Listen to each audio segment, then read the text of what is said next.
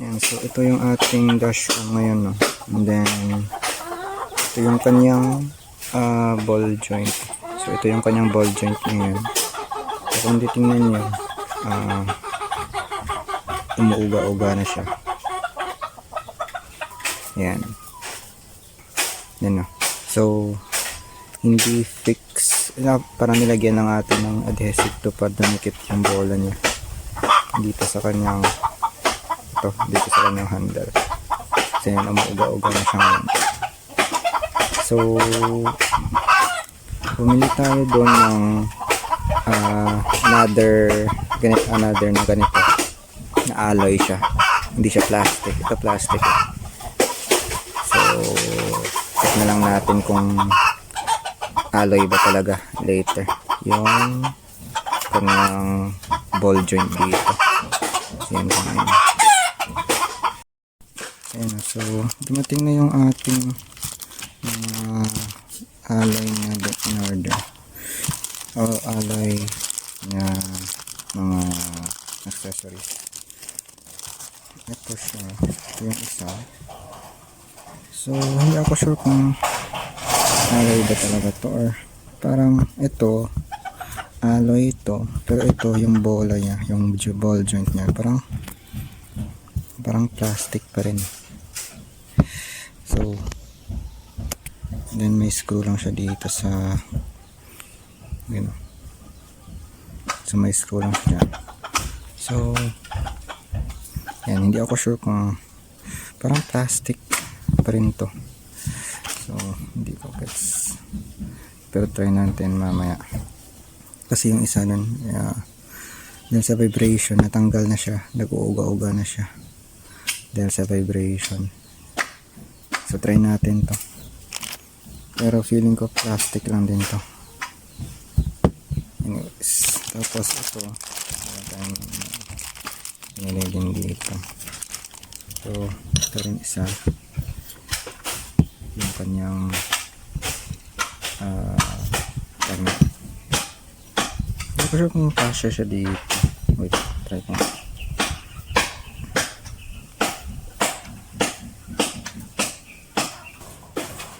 So ayun, kasya naman siya dito. Ayan siya.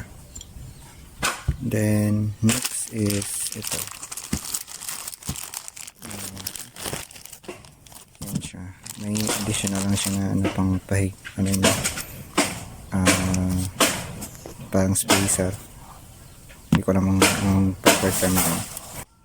Ayan. Tapos mayroon siyang allen na dala.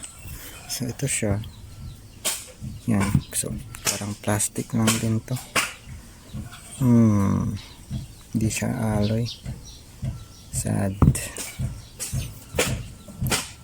So most probably hindi rin to mag-work properly. Yun lang. Pero try na lang natin.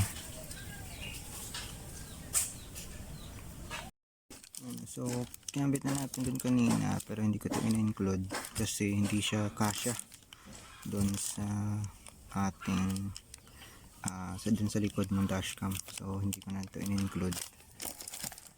Bale ayan siya.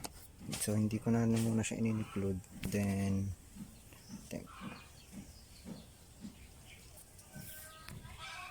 ito na siya ngayon. I-install na natin yung kanyang handlebar na accessory. Then ito na yung kanyang ball joint. Ay, sorry. Ito na yung ball joint niya. Yan. So dito na yung ball joint niya. Then ito sa likod, yun yung issue. Hindi kasya yung binili natin dito, yung dimensions niya. Hindi kasya dito. So niretain na lang natin to. Just plastic pa rin to. Yan siya. So worst case scenario, kung gusto natin talaga na maging stable to, CNC talaga yung gagamitin natin, kasi ito plastic to eh. Yan. Ito feeling ko ito plastic din yung ball joint nito. So pero so far ano siya, medyo sturdy siya compared last sa previous natin. Pero well, nalaman natin to pag test drive na natin siya. Yan. Tingnan lang natin siguro i-test yung stability niya.